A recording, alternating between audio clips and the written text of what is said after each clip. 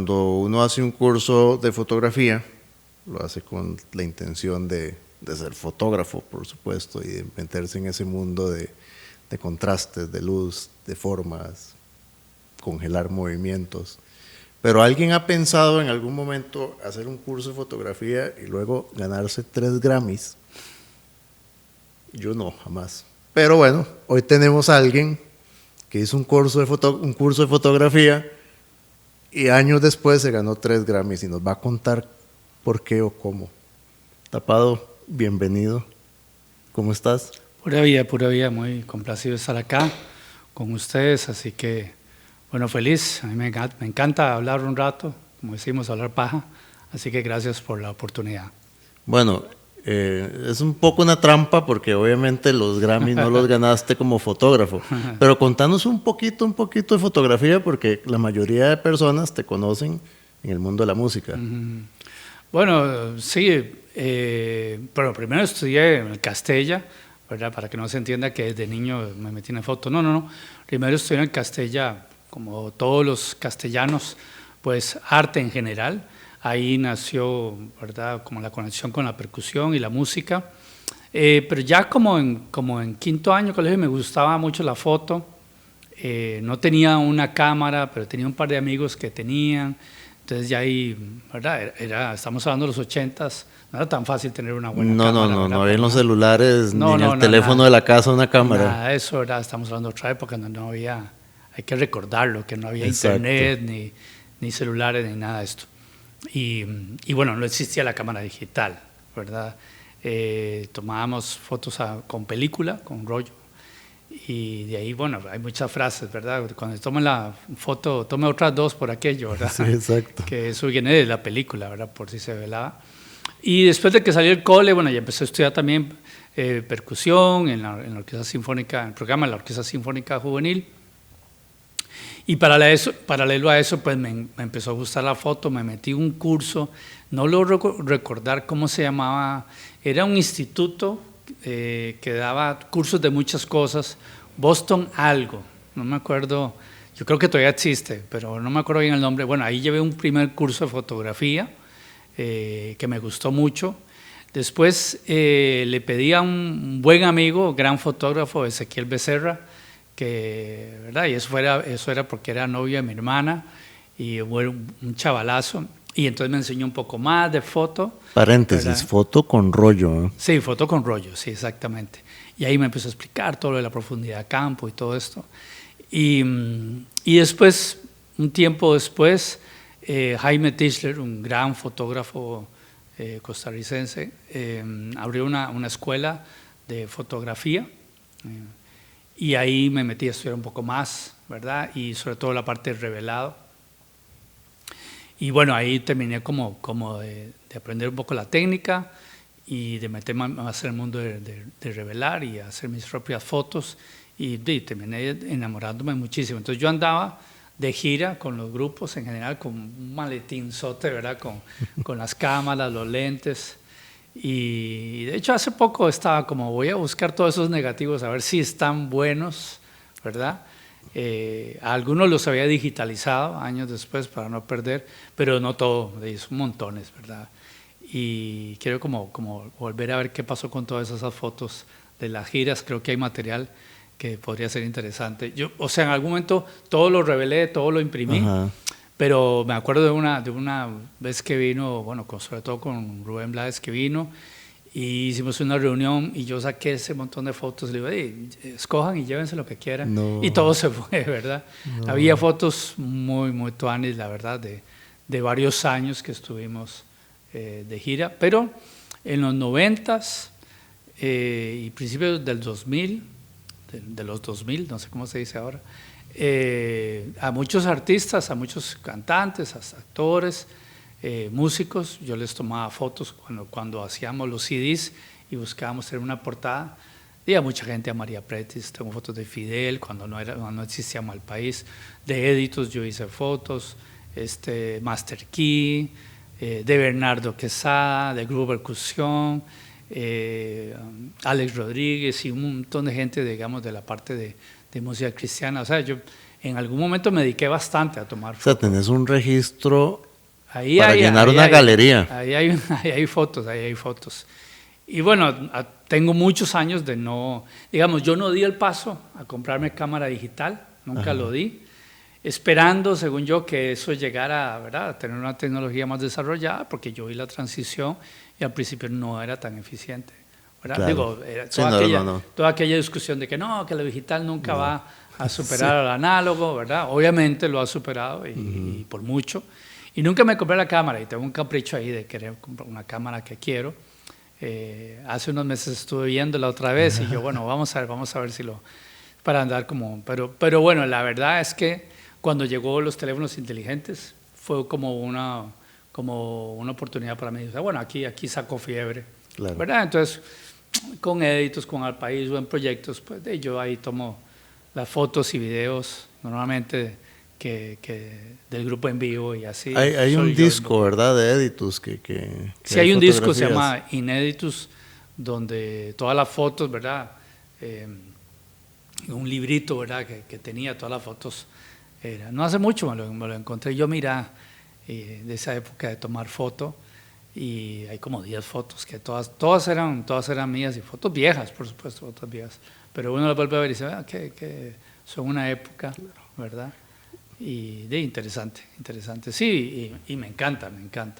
Yo tuve Instagram cuando Instagram era otra cosa. Sí, era para ¿verdad? foto. Yo la bajé la aplicación porque tenía el icono ese tradicional de la cámara Instagram y ahí solo había fotografía, ¿verdad?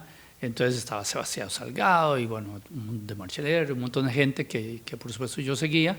Y Instagram era solo de fotógrafos, por decirlo así, o imágenes. No había que hacer comentarios ni nada, solo se subía la foto, tal vez uno ponía la fecha o algo así, ¿verdad?, como una referencia. Entonces uno seguía fotógrafos.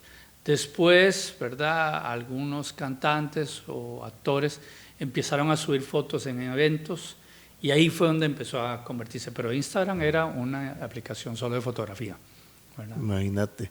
Ese disco, bueno, que vos hiciste las fotos, ¿era pensado realmente que fueras vos o fue que no sé, fue al principio? ¿Cómo fue esa experiencia? No, ese disco de Editus se llama Ineditus.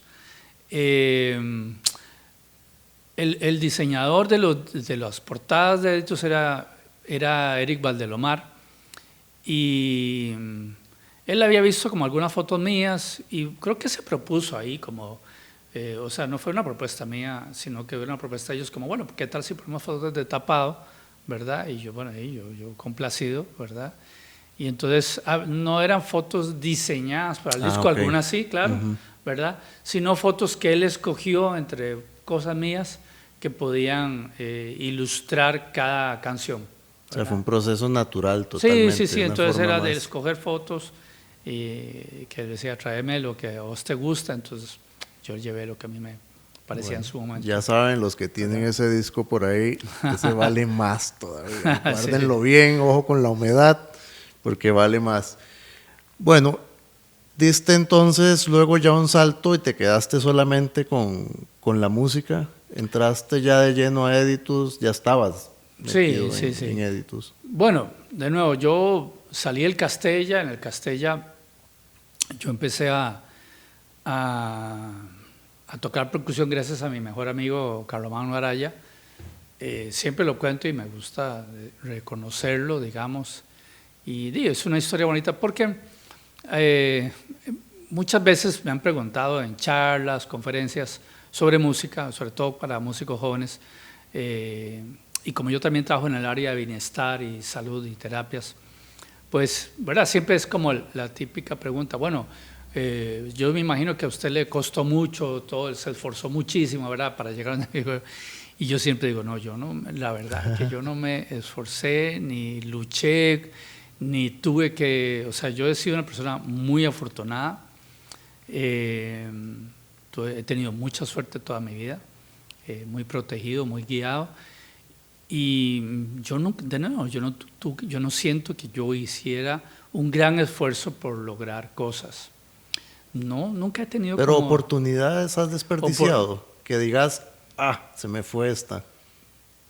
Muy pocas que yo diría. Yo tuve oportunidades increíbles, pero no fue que las perdí, sino que tuve que tomar decisión de A o B o C. ¿Alguna que te acordes y puedas decir? Híjole, bueno, hay una que con amigos músicos cuando les cuento dicen, wow. Cuando Rubén Blades contacta a Editus, ¿verdad? Que para nosotros fue una cosa grande. Y voy a contar el contexto por qué para nosotros era tan grande. Bueno, primero era una gran figura en aquella época, todavía lo sigue siendo, pero sobre todo 80s, 90s. Pero para mí como percusionista, yo aprendí a tocar percusión oyendo el disco Siembra, ¿verdad? Toda esa música de él. Pero después, años después, cuando ya yo estaba en Editus en los 90s, yo tuve un sueño, literal, ¿verdad? Soñé, me desperté, mira qué vacilón lo que soñé, que era que yo estaba tocando en un concierto de Rubén Blades, ¿verdad?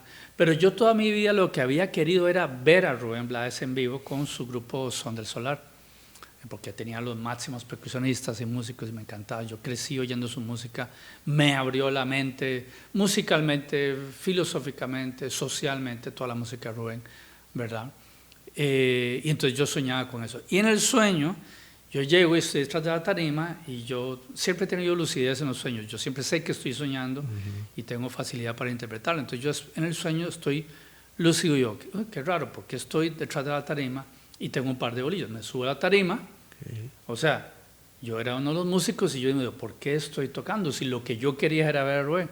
Entonces yo cuento y estoy tocando el timbal, ¿verdad? Que no era el instrumento que yo tocaba en esa época. Y yo, qué raro, ¿verdad? Y me desperté pensando en eso.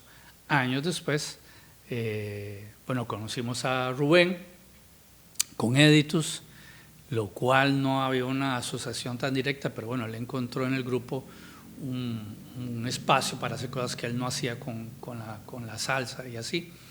Y mi primer concierto con Rubén fue ese sueño. Estábamos en Caracas, Venezuela, y lo primero que hago es darme cuenta, como dicen un déjà vu, porque estoy detrás del escenario, ya vamos a hacer lo que tengo es un par de bolillos. Y claro, yo subo y lo que yo tocaba con Rubén era timbal. Entonces cuento y empezó el concierto. Entonces para que digamos, vean lo importante que era para mí. Pero antes de ese concierto, cuando conocimos a Rubén en el proceso, también llegó al país la gente de casting y producción del Circo del Sol.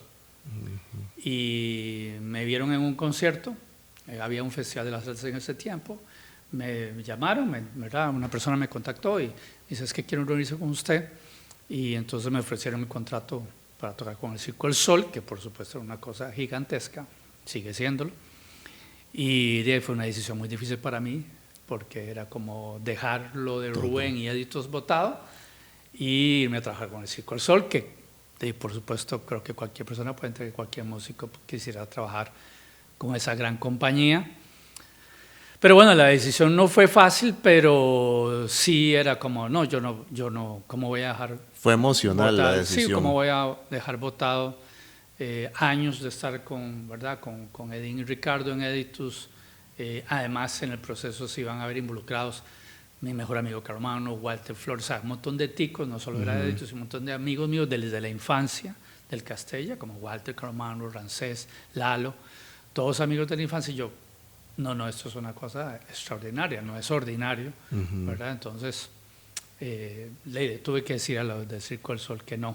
Pues está claro que para vos hay algo que tiene un valor mucho más grande que un contrato simplemente. Claro, había una cosa. Y eso el Circo del Sol no te lo podía dar. No me podía dar eso, era una gran oportunidad, sí, profesional, laboral, económica, ¿verdad? Pero aquí había una cosa mucho más importante. Sí, que te llenaba más. De espiritual, ¿verdad? A nivel de realización, ¿verdad? Y bueno, y así fue una gran decisión, la verdad, al final, por supuesto. Y bueno, de nuevo, cuando digo que a mí no me costó, yo era un chico muy tímido, estudié piano en la primaria, cuando llego a primer año conozco a Carlomagno me dice, acompáñame, nos hicimos muy amigos, muy rápido, estamos hablando de 10, 11 años que teníamos, me dijo que lo acompañara a la aula de percusión, y cuando llegamos ahí, él se matricula, ¿verdad? Entonces, en percusión, y el profesor me vuelve a ver y entonces Carlos Manuel le dice, él también se va a matricular. Y yo, ok, ¿verdad? Entonces me matriculé, pues, me matriculé y resultó que, como muchos chicos, tenía facilidad, y como Carlos Manuel era tan fiebre, pues entonces me empujaba mucho a estudiar, y entonces eso se convirtió en andar con los bolillos en la mano todo el día, todos los días.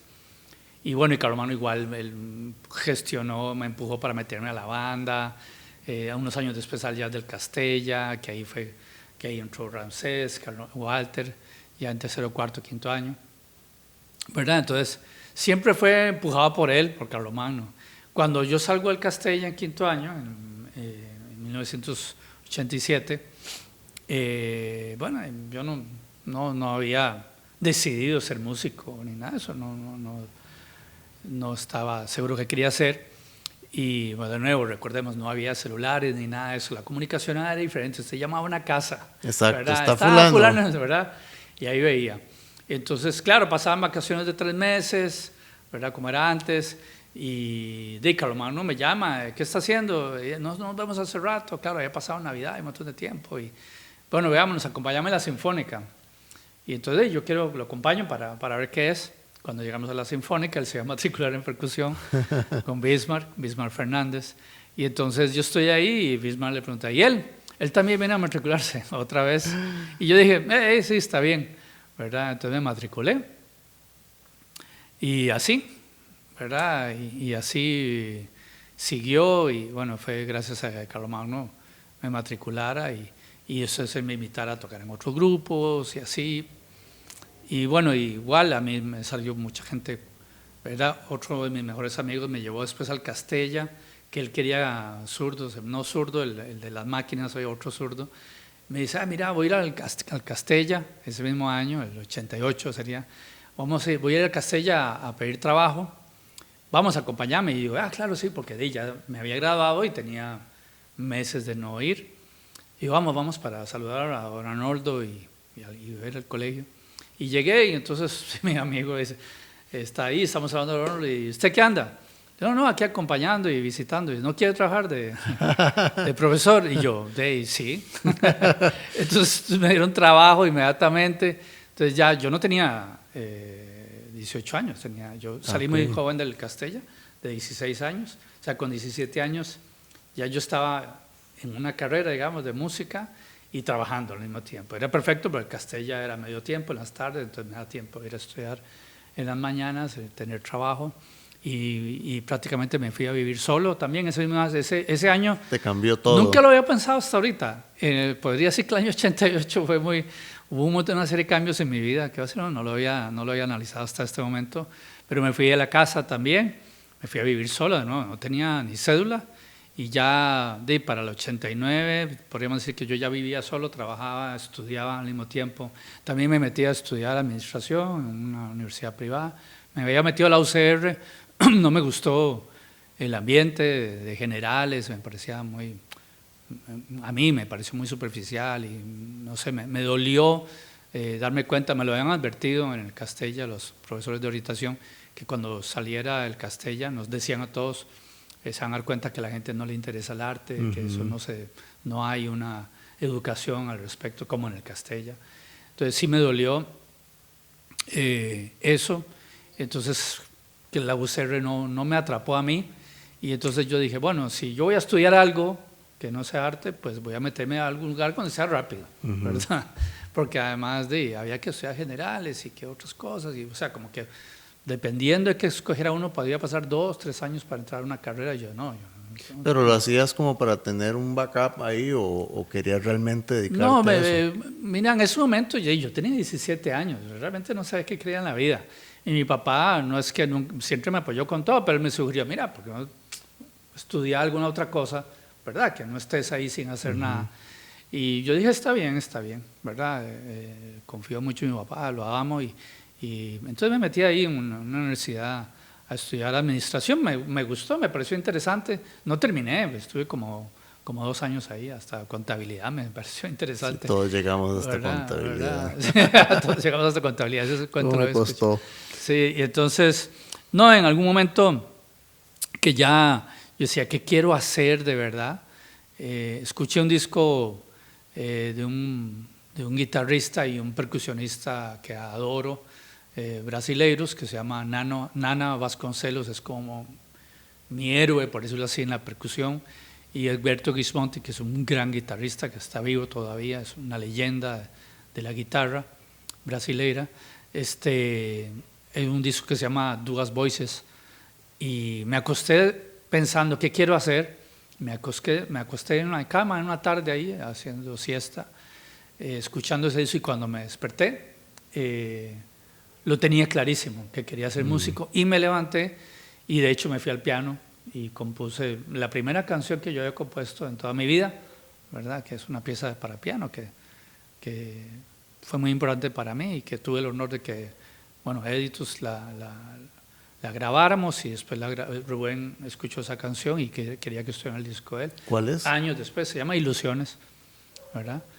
Entonces era eso, como las ilusiones, ¿verdad? Ilusión. Tener ilusión, ¿verdad? Predicciones, le hubieras puesto a la canción. Ilusiones, y también estaba inspirada en un libro que yo leí de chiquillo, lo leí como 12 veces, un libro de Richard Bach que se llama Ilusiones, ¿verdad? Que es toda una cosa muy interesante. Es un libro que recomiendo escuchar, es un libro de fácil lectura, y que lo recomiendo mucho para un adolescente, ¿verdad? Pero cualquier persona, por supuesto, adulta, no es que sea un libro light, no lo considero light, tiene, si se comprende su profundidad, es un tipo que viaja en avión y se encuentra a un Mesías, entonces le hace preguntas.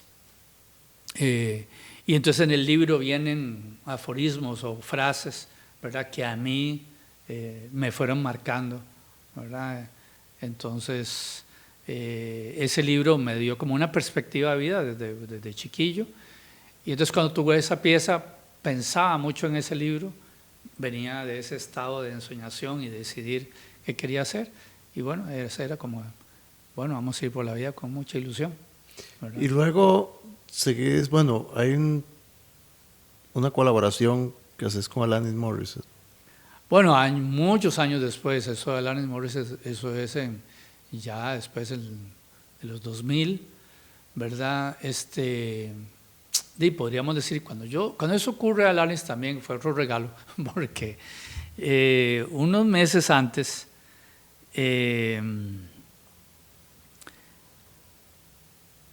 a mí me contacta habíamos hecho la Academia de las Artes, y Editus Academia de las Artes, y en el 2000, ¿qué fue eso? 2000, no sé, 8, ahorita no me acuerdo las fechas, soy un poco malo para las fechas, yo a veces no me acuerdo ni cuántos años tengo yo. Pero unos meses antes que me contacta, llega a la academia, yo estaba ahí, llegaba una gente, y Leslie Chico, que era la directora, me dice, mira, es que se me olvidó, Eric se llama, es un sonidista de cine, y Rasta le dicen, y él andaba en la microbús con ellos haciendo unas filmaciones, y ellos le preguntan que si conoce a alguien que produzca música y que trabaje con semillas y sonidos, y dice, claro, y iban pasando ahí Mario Escalante, me dice, aquí mismo, paremos a ver si está, y entonces pararon y yo estaba ahí, y yo tenía un mes de haber hablado con un buen amigo que tenía su estudio de grabación, Alejandro Salazar, en su estudio Bam-Boom, de que yo quería producir música, ¿verdad? Nunca había hecho trabajos independientes para algunos artistas y cosas, pero quería producir música música mía, y tenía idea como hacer diferentes colaboraciones, y que quería convertirme en productor de música. Entonces hablamos y él quería aliarse conmigo, bueno, nos aliamos un mes, y esa fue mi primera producción.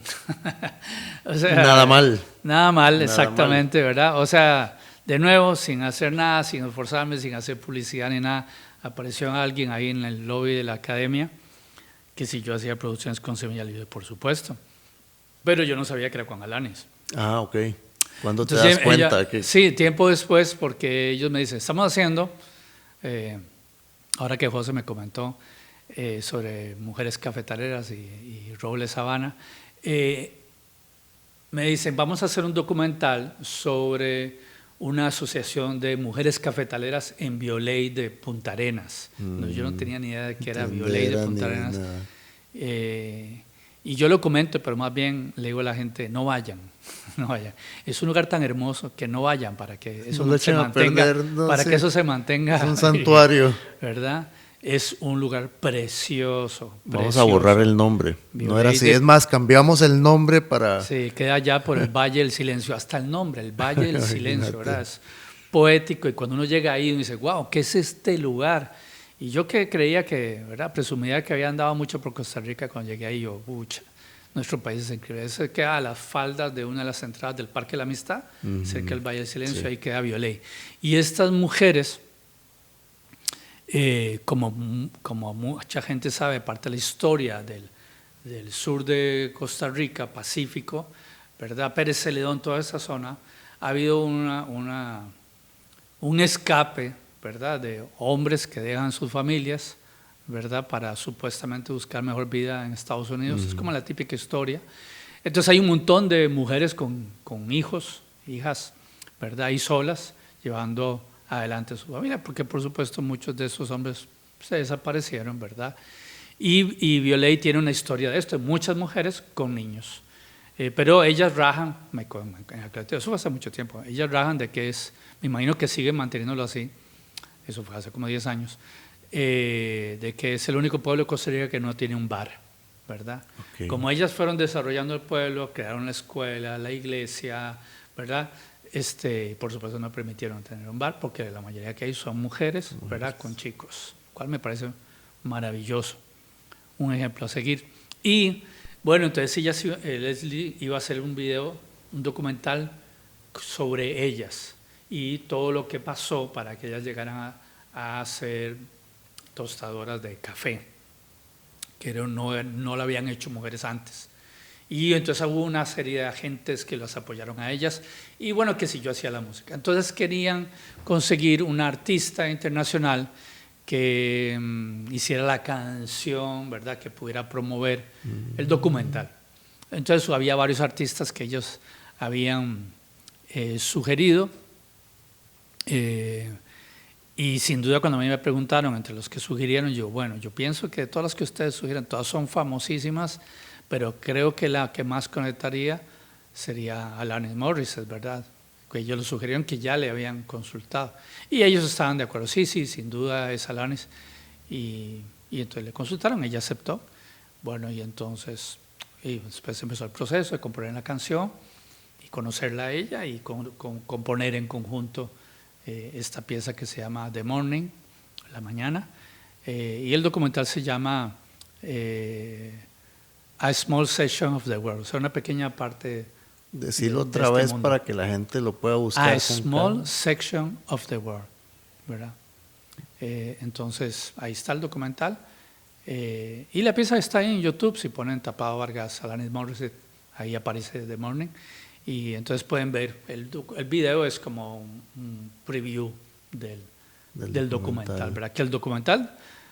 honestamente debería ser obligatorio verlo para todos los ticos. Claro, imagínate. Y es increíble, eso me lo dijo un amigo mío, es increíble que ni la gente que está metida en el café acá sepa sobre ese documental, de todo lo que pasan las chicas, todo lo que sucede y la relevancia que tiene el proyecto de ellos a nivel internacional, porque el modelo de ellas como asociación de mujeres cafetaleras, nunca había habido mujeres, ¿verdad?, que tostaran café ni que lo desarrollaran, siempre era una actividad solo de hombres, ¿verdad? Entonces tuvieron muchos obstáculos para hacerlo, lo lograron y ese modelo fue replicado en muchas partes del mundo, ¿verdad? Entonces ellas daban conferencias, la segunda generación de ellas empezó a dar conferencias en el mundo sobre el modelo que ellos bueno, ya tienen. Es una cuestión de generaciones. Exacto, ya son generaciones. Es increíble hasta dónde llega la música, hasta dónde te puede llevar la música. O sea, la música a mí me ha llevado a momentos y lugares y personas realmente de todo increíbles, de todo tipo. Tenés estas mujeres súper trabajadoras y tenés artistas internacionales. Sí, Yo he tenido la fortuna de tocar en los teatros más importantes del mundo, ¿verdad? Desde el Carnegie Hall, desde el Olympia en París, el Concertgebouw, ¿verdad? En la Plaza Zócalo, México, con 200,000 personas. Y cuando me dicen, ¿y cuáles son sus conciertos? No, sería injusto decir cuál es el más importante, ¿no? Porque yo recuerdo mucho con Editus, me conmovió muchísimo que una pareja que se casó nos contrataron, a mí nosotros dijimos, bueno, nos contratamos para tocar en la casa, y cuando llegamos a la casa, era una casa muy humilde, habían hecho más bien nos conmovió, pero cuando llegamos, nosotros pensamos, no puede ser aquí. Nos equivocamos. ¿Verdad? No sé, la gente del camión, del equipo y todo, nos quedamos. Era una casa que estaba en cemento, ¿verdad? Todavía un piso de tierra, ahí, o sea, ellos estaban en construcción, y ellos habían hecho un gran esfuerzo por contratarnos, y su familia, y legítimo platos de cartón, y arroz con pollo, y ensaladitas, y nosotros tocamos ahí felices con toda la gente, ¿verdad? Y uno dice, eso fue un escenario maravilloso, ¿verdad? Porque hay gente que quería que nosotros estuviéramos en la celebración de su boda, ¿verdad? De haber sabido, uno dice, ni les hubiéramos cobrado, pero bueno, no. Ellos, lo conmovedor fue, ellos hicieron un esfuerzo por tenernos ahí, y fue una lección de vida. Entonces, sí, nosotros hemos tocado en eventos sumamente importantes con gente podemos decir, que pareciera inaccesible, ¿verdad? Y en una casa, ¿verdad? Con apenas construyéndose. Lo más sencillo. ¿Verdad? Lo más sencillo, y ninguno es más importante que el otro. Claro. ¿Verdad? Ambos tienen relevancia para uno como músico, porque al final lo que uno hace como músico es dar, ¿verdad? Tocar para los demás, y eso es un privilegio. Sí, te enriquece, porque son experiencias Sí. que quedan para la vida, para la conciencia, para todo. Me imagino también la vibra que hay en una casita de esas. Sí. Es directa, no se pierden los espacios en la arquitectura, no, te va directo al corazón. Exacto. Entonces, y bueno, por supuesto, y conocer a las personas como Rubén, como Alanis Morissette, ¿verdad? Pero yo en Sudamérica conocí a muchos de mis héroes también, Pedro Aznar, Mercedes Sosa, que tuvimos la oportunidad de tocar con ella, León Gieco, Alejandro Lerner, El Luthier, ¿verdad?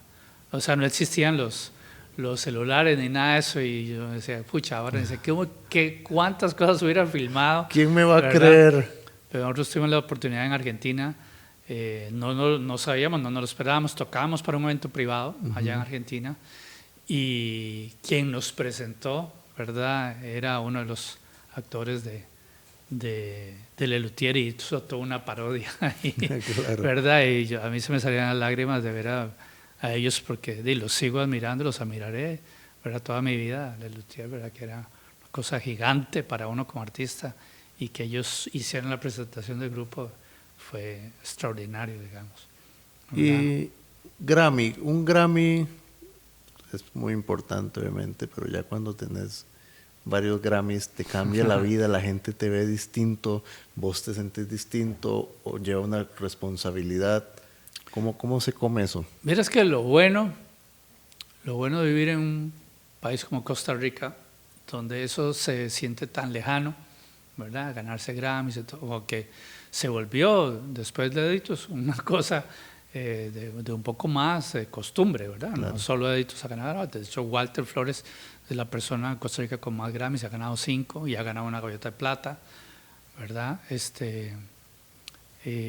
Bueno, 5 de esos, 3 fueron con nosotros, y bueno, han ganado otros músicos, ingenieros de sonido, ¿verdad? Técnicos, en música clásica se han ganado, y han ido gente a participar, aunque no se lo ha ganado, se lo han nominado, y esos hay muchos, ¿verdad? Se volvió algo que no parecía posible, ¿verdad? Como algo que es accesible. Y bueno, en aquel momento, es decir, el grupo nunca hizo nada por premios. Nosotros tratamos de hacer una música original, honesta, ¿verdad? Que viniera de nuestras influencias, de nuestras intenciones, de nuestra búsqueda, sobre todo como artistas, como músicos, y siempre confiamos en eso. Y bueno, que llegara alguien como Rubén y nos pusiera en otra plataforma, pues bueno, fue una oportunidad maravillosa y que el grupo aprovechó y que pudimos hacer que otros artistas, ¿verdad? Porque al final con Rubén viajábamos 15 personas o 16 personas entre técnicos, ¿verdad? De sonido, de stage y más músicos, ¿verdad? Hasta la fecha. Y bueno, eso dio grandes resultados, pero es una gran experiencia llegar ahí, ¿verdad? A los premios, a la premiación y ver a tantos artistas. Estaban obviamente todos los artistas que uno ha admirado, ¿verdad? Y sí, es una gran experiencia que genera una gran emoción y en mi caso como, ¿cómo es que yo estoy aquí, verdad? Ahí en una alfombra roja y viendo a Sting y a Phil Collins y a Carlos Santana, en la premiación que yo estuve, Carlos Santana ganó 12 Grammys, ¿verdad? Yo estaba sentado a la par de su hija, que hoy era una niña, como de 7 años, hoy es una gran baterista, famosa, y Carlos Santana estaba ahí, su esposa, y me acuerdo como estábamos sentados ahí, que como él tenía que ir tantas veces, en un momento como soy el mayor de 6 hermanos y a mí me gustan mucho los niños y tengo como buena comunicación con los chicos. Entonces la chica estaba aburrida, entonces yo jugaba con ella y Carlos Santana en un momento me dice, bueno, ahí te la dejo, ¿verdad? Porque casi que él ni estaba sentado ahí, ¿verdad? Entonces hasta X0 estaba jugando con la chiquilla. Y, ¿verdad? Y fue una experiencia extraordinaria, pero que te pone en un lugar, ¿verdad? Para observarte y decir, bueno, ¿qué soy yo? ¿Verdad? No quién, porque la pregunta correcta no es quién soy yo, sino qué soy yo. ¿Quién? Es fácil de responderlo. Ah, sí, el músico, pelo largo, se dice de esa forma, piensa así, asá, ¿verdad? Músico, fotógrafo, etcétera, etcétera. Pero es la personalidad, ¿verdad? La personalidad, la palabra personalidad viene de personaje, ¿verdad? Que viene etimológicamente del latín, ¿verdad? O del griego, máscara, ¿verdad? Que no es algo peyorativo, no es algo de la máscara que vemos, ¿verdad? El actor, el que actúa de una forma, ¿verdad? Entonces, por eso personalidad, personaje. Entonces es fácil describir el personaje, ¿verdad? Uso cuerpo de hombre, pero largo, excesivo, me hago moño a veces, tengo cierta forma de pensar, pero no me dice qué soy yo. Y esas situaciones, al menos a mí, que me gusta mucho la introspección y la observación de dónde estoy en cada momento y estar presente, pues, ¿qué soy yo, verdad? Y bueno, en esos momentos era como claro, me dice, bueno, sí, soy un ser que está aquí entre todos estos seres humanos que para los demás han hecho cosas extraordinarias y simplemente lo voy a disfrutar, pero no cambia mi esencia, ¿verdad? Le aporta, le suma. ¿En qué sentido? En que, sí, como hemos oído esa frase, hay que seguir los sueños de uno y hacer lo que hay que hacer. No hacer, yo digo, en mi experiencia, no es hacer lo que uno quiere. Eso es complejo. En mi experiencia, cuando yo solo traté de hacer lo que yo quería, no funcionaba. Eso es paradójico porque todo el mundo diría, pero usted escogió ser músico. O sea, sí, yo escogí ser músico, pero quiero explicarlo. En la música uno no hace lo que quiere, uno hace lo que hay que hacer. Yo no me subo al escenario con mis compañeros a hacer lo que yo quiero, lo que a mí me da la gana. Tal vez quiero explicarlo desde ese lugar como, solo voy a hacer lo que me da la gana. No. Sí, yo quiero elegir ser músico y quiero hacer ciertas cosas, pero para eso hay que hacer un montón de cosas que tal vez uno no quiere, ¿verdad? Como tener hijos, por ejemplo. Yo, tapado, a mí no me gusta madrugar, ¿verdad? Y no me gusta levantarme temprano, pero lo tengo que hacer, tengo 3 hijos, entonces he tenido que hacer. ¿Quién quiere levantarse a las 4 de la mañana a cambiar pañales? Si se enfermó, ¿quién quiere tener sus hijos enfermos? ¿Quién quiere verlos en berrinches? ¿Verdad? ¿Quién quiere llevarlos a la escuela todos los días y todo lo que eso significa? ¿Verdad? Tal vez uno no quiera, pero en el proceso uno aprende a amar eso porque hay un resultado, ¿verdad? De hacer lo que hay que hacer. Hay que levantarse a la madrugada, dice. Lloró y son las 2 de la mañana, dice, sí, lo levantamos. Sí, pero también, ¿verdad?, dijiste en algún momento que como músico das. Es dar, ¿verdad? Y creo que es lo mismo, o sea, entonces, cuando uno da pensando también en la otra persona. O sí, sea, no es que toda la música que yo he tocado me ha gustado, no es que todas las canciones de Malpaís me gustan o me siento identificado. Claro que soy privilegiado de estar en mal país. Pero no quiere decir que todo me guste. Y no es incluso relevante que a mí me guste, ¿verdad? Hace unos años uno de los compañeros del grupo estábamos ensayando para un espectáculo y digo, es que a mí esa canción no me gusta. Y todos nos reímos y como, es que no tiene... O sea, esa frase está fuera de contexto. O sea, porque el espectáculo se idea de una forma y no todo tiene que gustarte, sino que uno es una pieza de un engranaje que si uno lo hace, lo que tiene que hacer y lo hace bien, va a haber un resultado por la suma de lo que todos están haciendo. Y la música te obliga a eso. La música, repito, uno no hace lo que quiere, hace lo que hay que hacer. Uno tiene una partitura y tiene que tocarla a perfección porque todos lo están haciendo. Y no tiene que gustarme el ritmo o el sonido que estoy haciendo, sino que yo tengo que amar eso que estoy haciendo porque eso suma y al final el resultado es uno solo, ¿verdad? Un grupo, una melodía, un ritmo, un público, una emoción, ¿verdad? No todo lo que hizo Editus a mí me gustó, no todo lo que yo toqué en la Sinfónica Nacional me gustaba, pero había obras que no me gustaban del todo en la Sinfónica, me acuerdo, pero cuando las tocaba disfrutaba muchísimo el tocarlo y fue algo que me hizo, ok, ya entendí, no tiene que gustarme la obra, pero sí tengo que disfrutar el ejecutarlo. Y eso es una lección de vida. Hay muchas cosas que vas a hacer que no necesariamente te van a gustar, pero si eso está conectado con tu propósito, hacia dónde vas, hay que hacerlo.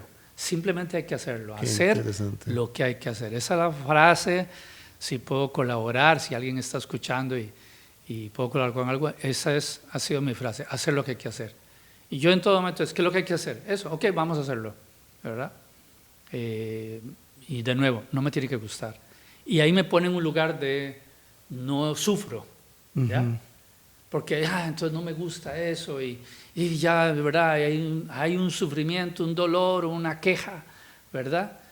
Pero no, si eso pero nos va a llevar disfrute. allá, no estoy en ese lugar de sufrir, sino que eso es lo que hay que hacer y aprender mucho. Cuando se murió mi abuela, que fue una de las primeras, ¿verdad?, momentos donde yo dije, ok, esto es verdad, mi abuela fue una persona demasiado importante en mi vida, y llegué, mi papá y mi mamá llamaron, ya su abuela murió, yo fui a la casa, y mi papá dijo, vaya, ahí está, ¿verdad? Y yo quiero estar solo en el cuarto con ella, y yo llevaba una flauta que siempre ando, y ver el cuerpo ahí, ¿verdad? En silencio todo. Yo me puse a tocar, ¿verdad? Y tuve una serie de imágenes y visiones y yo dije, bueno, esto es, ¿verdad? Y en eso llegaron los de la funeraria.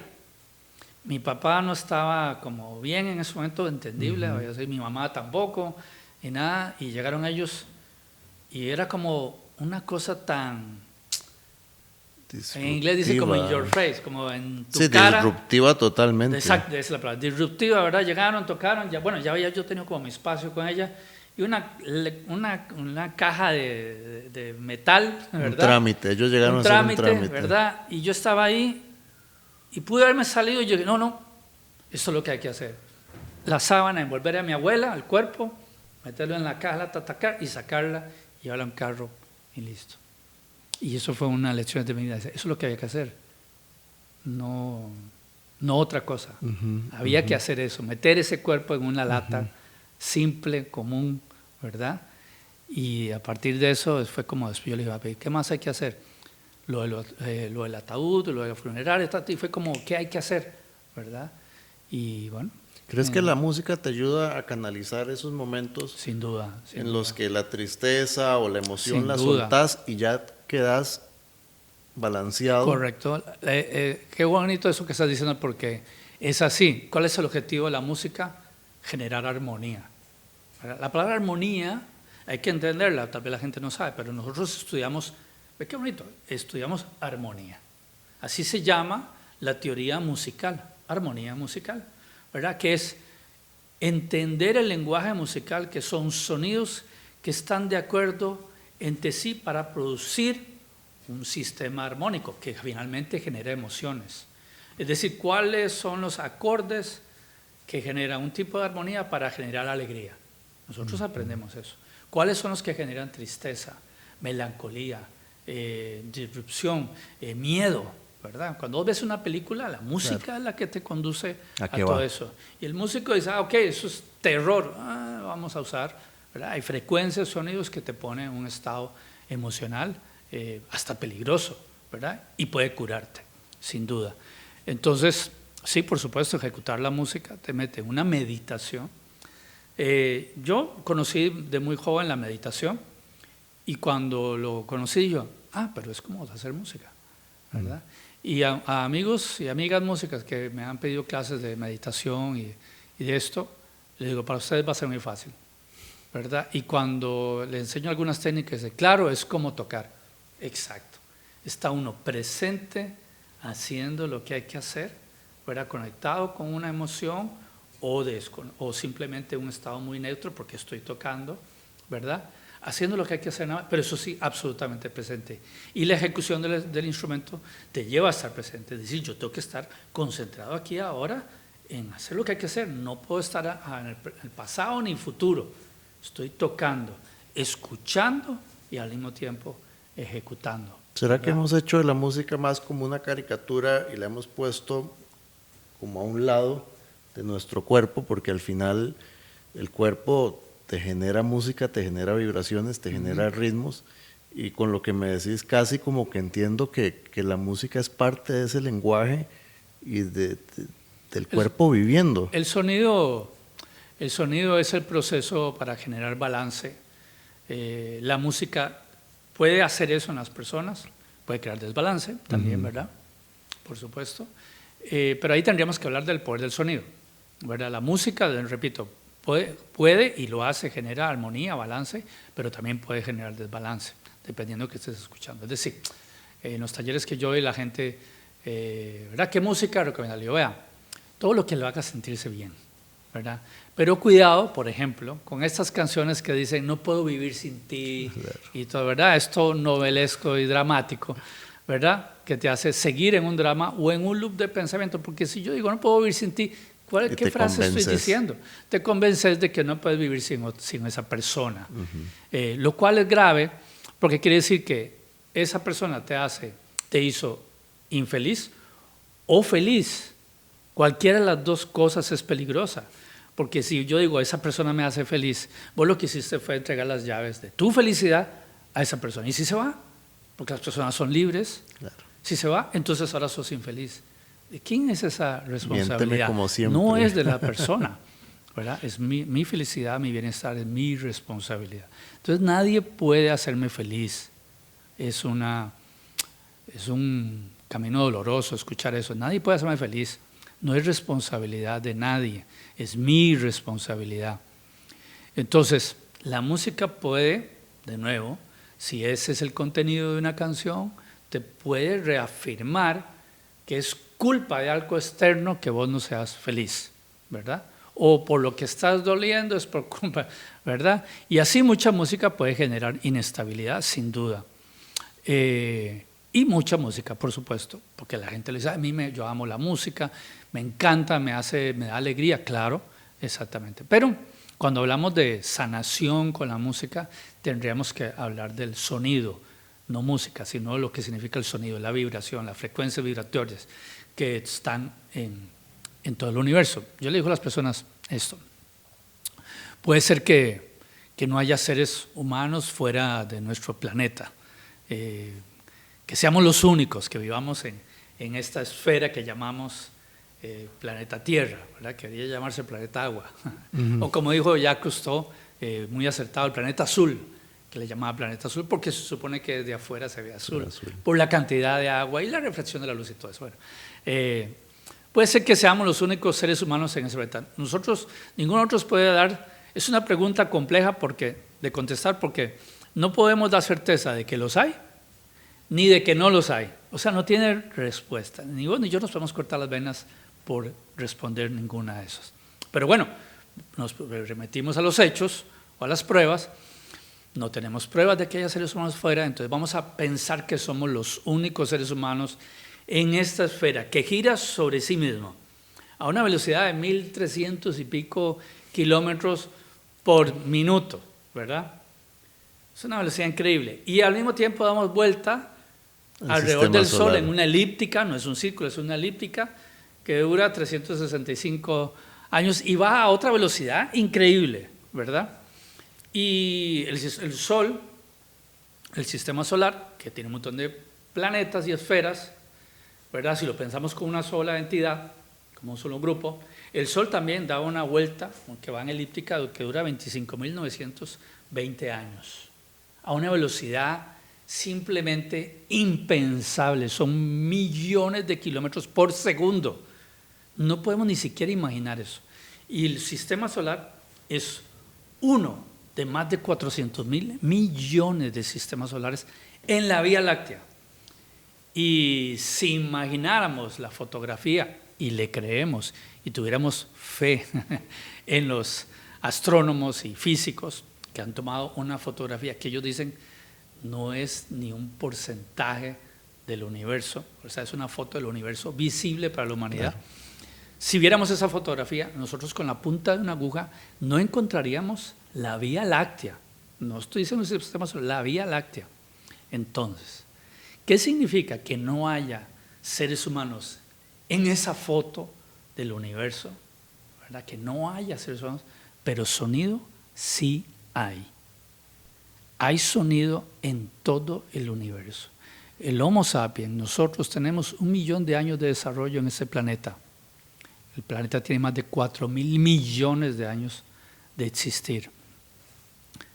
Antes de que nosotros existiéramos ya existía el sonido, ya existía la vida. El ser humano es puesto acá y tiene 1 millón de años. ¿Hace cuánto descubrió el ser humano el sonido como forma de comunicación? 500.000 años. No hablábamos. Si no hablábamos, ¿cómo pensábamos? Y ya el sonido era la forma. Cuando digo sonido no me refiero solo a... No hablábamos, entonces hacíamos sonidos guturales. Me refiero a golpear objetos para comunicarnos a distancia. Ya utilizamos. El ser humano descubre el proceso que nosotros llamamos de música paralelo a ir desarrollando un lenguaje. Algunos dicen, es el proceso de descubrir el ritmo matemático sonoro o la física del sonido que le ayuda a generar un idioma, ¿verdad? Entonces, en ese proceso, el ser humano encuentra que el sonido es comunicación, emoción, reverencia, disfrute, ¿verdad? Rituales, etc. Sí, lo conecta con el entorno. Lo conecta con absolutamente todo. Tanto que, por ejemplo, los tambores, que son el instrumento, la percusión es el instrumento más antiguo de toda la humanidad. Hay millones de tambores en todo el mundo y en todos los países y lugares. En África, por ejemplo, está de forma milenaria el concepto de la familia puesto en los tambores. Hay un tambor que representa al padre, hay otro a la madre y otro al niño. El padre es la base, pero solo es monótono, no tiene un gran sentido. Cuando entra la madre, que es otro sonido grave, ya complementan y generan la armonía. Pero es hasta que el niño llega, que juega, improvisa, que juega con lo que está pasando, que se completa. Y es una triada, un triángulo. Y esto, entonces, es lo que ellos consideran familia, ¿verdad? Por eso se llama familia de percusión, ¿verdad? La sociedad está inmersa ahí. Tiene que sonar, ¿verdad? Armónico, rítmico, tiene que estar unido. Y la palabra concierto viene del italiano concerto, que significa todos juntos, o concerto, ¿verdad? Que significa con verdad. Eso es lo que los músicos hacemos, con verdad, con acuerdo. La palabra acorde, ¿verdad? Que es de la música, es del italiano de acuerdo. O sea, son sonidos que están de acuerdo para producir armonía. Entonces, esta palabra armonía que planteé al principio, ¿verdad? Hace un rato, que lo vemos como, la armonía la entendemos, los seres humanos la entendemos como equilibrio. Ah, hay armonía ahí. ¿Qué significa? No está hablando de belleza, ni estética, ni nada de eso. Hay un equilibrio, ¿verdad? ¿Cómo es una persona que está en armonía? Está en equilibrio, ¿verdad? Entonces la música produce un equilibrio en el ser humano. Yo lo pienso, ahorita estamos comunicándonos verbalmente. Es un sonido. Al momento de componer música, estás utilizando un montón de vibraciones más de lenguajes que hace más rico todavía este código que estamos utilizando, pero no lo percibimos de una forma consciente. Correcto. Entonces, en un taller, básicamente, porque hay talleres de personas que son oradores, pueden dar una charla, motivar, balancear a la gente, pero cuando lo haces con música estás utilizando un montón de códigos que son casi, bueno, son invisibles, claramente. Decías eso, yo me imaginaba en el tiempo de las cavernas, todo oscuro y se oye un trueno, y ya ellos sabían qué significaba el trueno. Correcto. O oías un animal, no lo estás viendo. Entonces, claro, es cierto, todo lo que conlleva el sonido y cuando logras ese balance, esa armonía, eso es lo que estás haciendo con los talleres. Sí, en los talleres que yo doy a organizaciones y empresas, le llamamos el poder del sonido. Tenemos una serie de dinámicas donde con los instrumentos, hacemos analogías con tocar en una orquesta, con tocar en un grupo, y todo esto que hablaba un poco, ¿verdad?, de hacer lo que hay que hacer, cumplir con su partitura. Pero hay una parte de discurso de esta parte de armonía, del bienestar y del trabajo en equipo. Y nosotros demostramos que en la música es uno de los ejemplos del verdadero trabajo en equipo.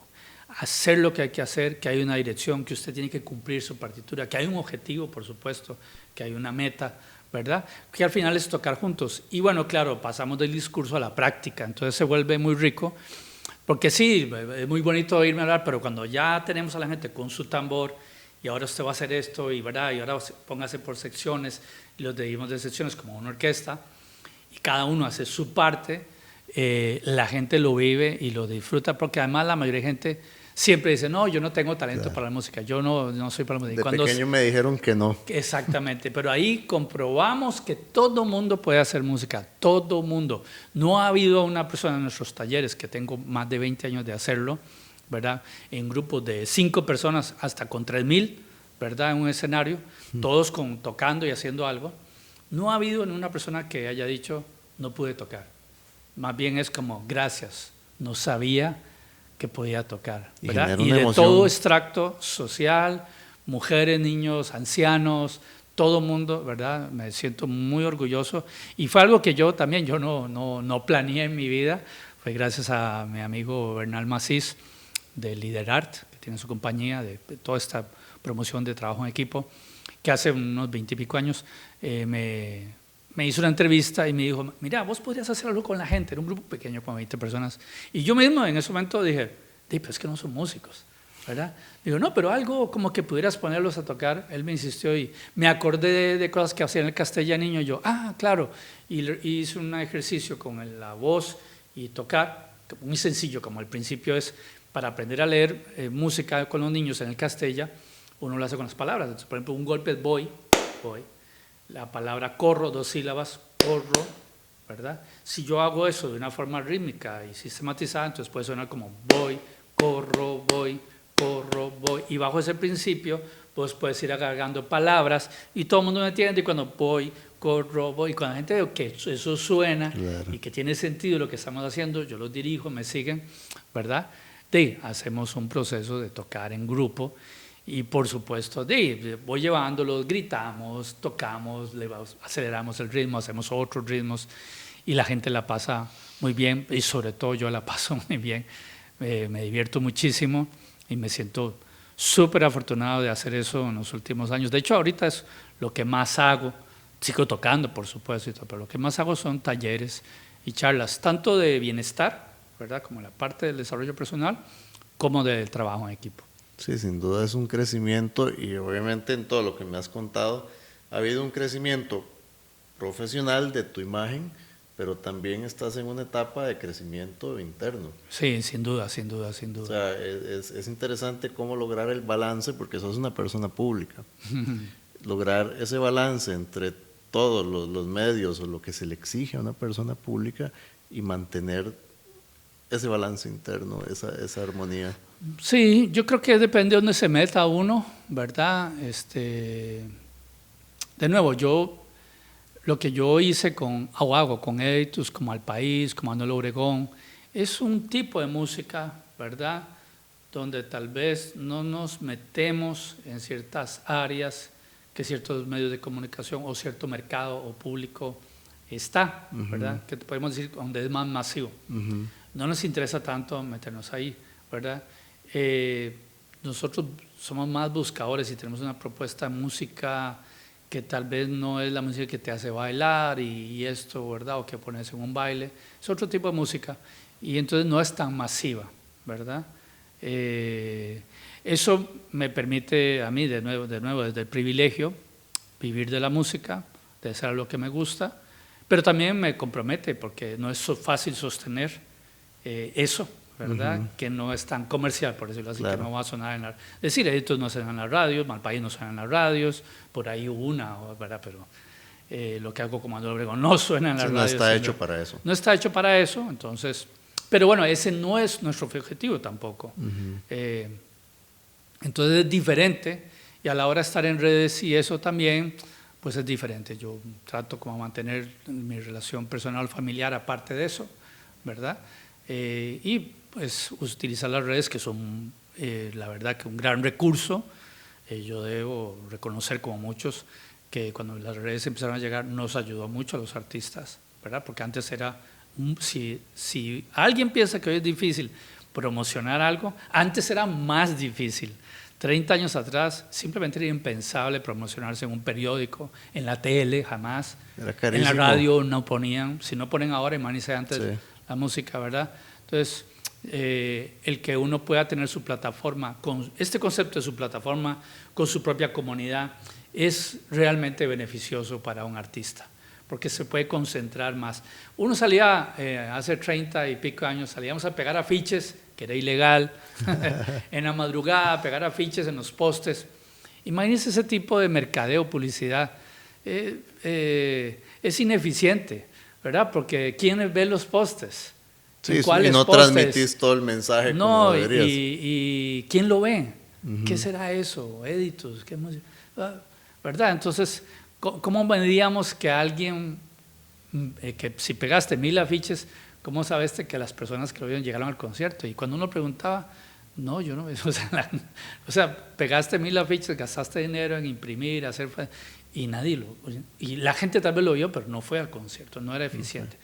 Es decir, porque estás tratando de vender lo tuyo en un espacio gigante de mercado que no necesariamente le gustaba. En cambio, hoy con las redes estás más en contacto con tu público, con el que le interesa lo que haces. Sin un filtro, ¿verdad?, tan grande.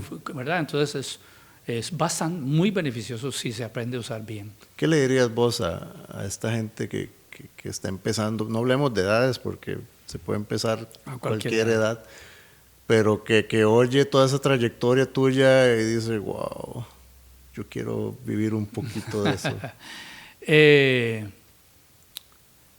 Hoy en día hay muchas herramientas, porque alguien diría, ¿qué debo hacer? Si me preguntan a mí, ¿verdad? ¿Qué debo hacer? No olvidar esta frase, me pidieron hacer lo que hay que hacer, pero meditar, aprender a meditar. No me crea a mí, investigue los beneficios de la meditación. La Universidad de Harvard, cuando usted llega ahorita a estudiar a Harvard, sea el curso que vaya a llegar, es obligatorio ir a meditar, por ejemplo. Una de las universidades más importantes del planeta, ¿verdad? Para negocios, para cosas, meditar, ¿verdad? ¿Qué va a obtener usted en la meditación? No está pensando en meditar y volarse, no se trata de eso. La meditación debe llevar a una cosa muy interesante, a enseñarte a controlar tu respiración, ver cómo funciona para esto, oxigenar mejor tu cerebro y eso te da más lucidez. Al mismo tiempo, calma, genera químicos de calma que te hacen estar bien. Y lo que uno debe buscar en la vida es estar bien. Si usted está bien, las cosas van a llegar. Si hay ansiedad, usted va a forzar las cosas, porque usted dice, tengo que hacer esto, porque entonces usted lo va a forzar. Y por supuesto, tener paciencia. Si no ha encontrado todavía qué es lo que a usted le gusta, mientras eso llega, estudie cosas que puedan ser interesantes para usted y haga servicio, ayude a otros. Mi maestro, Masaru Akosue, nos dijo, cuando usted necesite algo y sienta que no lo tiene, tiene que dar de eso. Es decir, si usted dice, no tengo amor en mi vida, ayude a que otros tengan amor. Si usted no tiene felicidad en su vida, ayude a que otros sean felices. Si usted no tiene dinero en su vida, ayude a que otros tengan dinero. No es dar cuando tengo, es precisamente dar de aquello que más necesito. Si necesito paz, ayude a que otros tengan paz.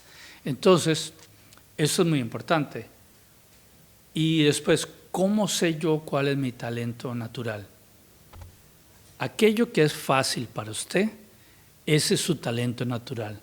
Todo lo otro va a depender de su esfuerzo, o sea, de forzar algo. No es algo malo, todos vamos a tener que esforzarnos en algún momento en cosas, ¿verdad? Pero para entender cuál es mi talento natural, es aquello que es fácil para usted. Si para usted es fácil organizar, escuchar, ordenar, no sé, lo que sea, hablar con las personas, ¿verdad? Etcétera, etcétera. Ahí es. Ahí es. Por ahí es lo que es fácil, no lo que es difícil. Por ejemplo, la educación lo hemos hecho mal. A un niño le es fácil matemáticas, por ejemplo, y le va en español muy mal. ¿Qué hacemos? Ponerle un tutor en español. Es al revés. No. Si él es bueno en matemáticas, usted tiene que potenciar a ese niño en Que matemáticas, florezca, porque para que... eso él es fácil. Y si le está gustando, con más razón, claro que le vamos a ayudar en español, pero no es potenciar el problema, no es de darle más importancia al problema, no, es potenciar en lo que él es bueno. Perfecto. Y eso es lo que un lugar como el Castella ha logrado, de que al niño le gustó percusión, le gustó piano, le gustó acordeón, le gustó danza, le gustó teatro, eso se lo vamos a potenciar. No, nos has demostrado que realmente no es, te saliste totalmente de la caja de lo que normalmente la sociedad le impone a uno. Has logrado comunicar, has logrado dar, siento que das mucho, y de verdad que cuando uno da, se demuestra uno mismo que uno lo tenía. Porque yo puedo decir, es que estoy muy triste, pero bueno, voy a dar felicidad. Mira, la di. Tenía felicidad adentro. Exacto. Entonces, bueno, Tapado, muchas gracias por habernos dado a ustedes las gracias, este chicos, momento. Hemos aprendido mucho y de verdad, muchas gracias. No. Yo soy el agradecido. Seguro. Pura vida, a usted que está escuchando ahí y que se tomó el tiempo, si llegó hasta acá, sí. Como dicen ahora, se lo agradezco porque el tiempo es muy valioso y bueno, gracias chicos de verdad por invitarme a este espacio, a mí me encanta conversar y bueno, enhorabuena para todos. Muchas gracias, ya saben, síganos para que puedan ver más programas, a la campanita, comenten, vamos a agradecer mucho los comentarios, podemos seguir la conversación a través de comentarios y no se pierdan el próximo capítulo. Muchas gracias.